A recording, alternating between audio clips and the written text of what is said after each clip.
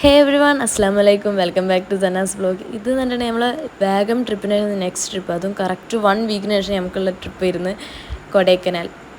അടിപൊളി ട്രിപ്പ് ആയിരുന്നു സത്യം പറഞ്ഞാൽ.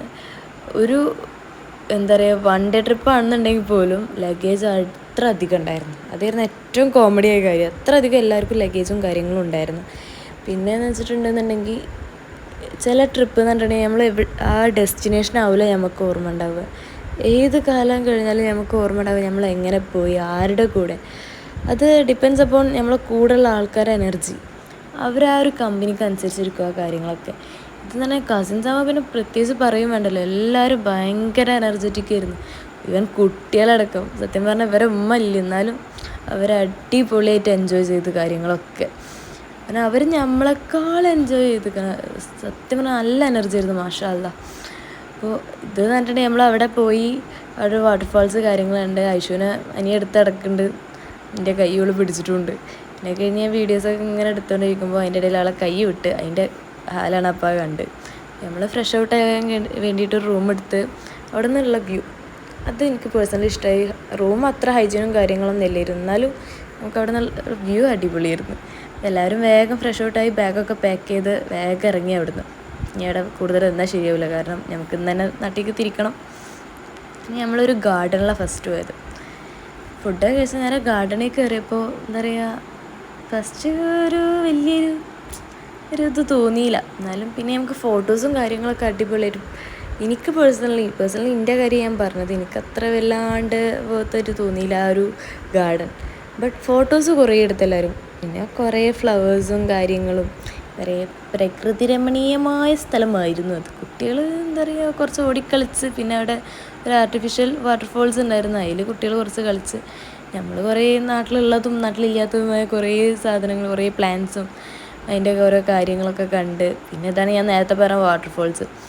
കുട്ടികൾക്ക് എന്താ പറയുക നല്ല രീതിക്ക്, ഞാൻ ഷൂട്ടതിനെ കൊണ്ട് എനിക്കിറങ്ങാൻ പറ്റിയില്ല. കുട്ടികൾ അടിപൊളിയായിട്ട് അവർ എൻജോയ് ചെയ്യുക. പിന്നെ വെള്ളം കണ്ടാൽ പിന്നെ അവരെ കാര്യം പറയും വേണ്ടല്ലോ, ഒരു തടിച്ച് പൊളിക്കണം. പക്ഷേ അതിൻ്റെ ഇടയിൽ ഒന്ന് ജസ്റ്റ് വീണ്, ജസ്റ്റ് ഒന്ന് ഓരോരുത്തി വീണ് അവൾ അപ്പം തന്നെ നീറ്റ്.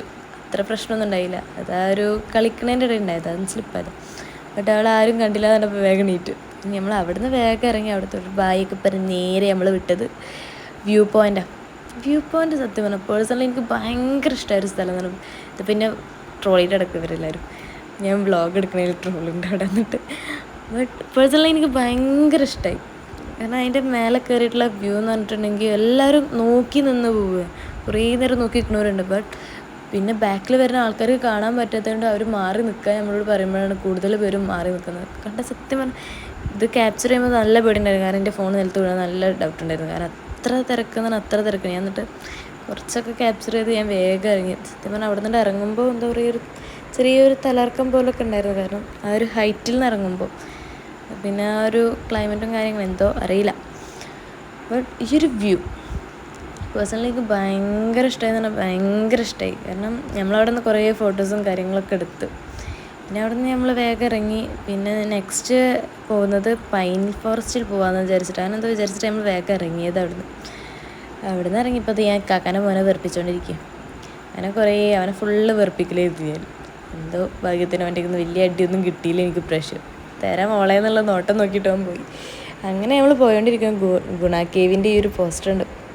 എന്തത് കൊടൈക്കനാൽ വരുമ്പോൾ തന്നെ എല്ലാവരും മനസ്സിലുണ്ടായിരുന്ന ആ മഞ്ഞുമേൽ ബോയ്സ് ആയിരുന്നു. അങ്ങനെ എനിക്ക് എക്സാമും കാര്യങ്ങളും അതിനെക്കൊണ്ട് ഞാൻ ആ ഫിലിം കണ്ടിട്ടുണ്ടായിരുന്നില്ല.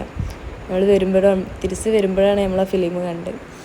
ബട്ട് കണ്ടവർക്കൊക്കെ സത്യം പറഞ്ഞാൽ ആ ഒരു കൊടൈക്കനാൽ ഗുണ കേവ് പിന്നെ പോകുമ്പോൾ ആ പാട്ടിടലും കാര്യങ്ങളൊക്കെ അടിപൊളിയായിരുന്നു. പിന്നെ പൈൻ ഫോറസ്റ്റ് പോകണത് മറ്റാളിനെ വലിച്ചുകൊണ്ടിരിക്കുക, ചാച്ചുവിനെ വലിച്ചു കൊണ്ടുപോവുക പൈൻ ഫോറസ്റ്റ് കാണാൻ വേണ്ടിയിട്ട്. അങ്ങനെ പൈൻ ഫോറസ്റ്റൊക്കെ കണ്ട് ഞാനും പൊന്നും ഒരേപോലത്തെ ഷൂ ആയിരുന്നു. അപ്പോൾ പിന്നെ അതിൻ്റെയൊക്കെ ഒരു പട്ടിഷോ ഒക്കെ കളിച്ച് ഞങ്ങൾ നേരെ വിട്ടുകൊണ്ടിരിക്കുക.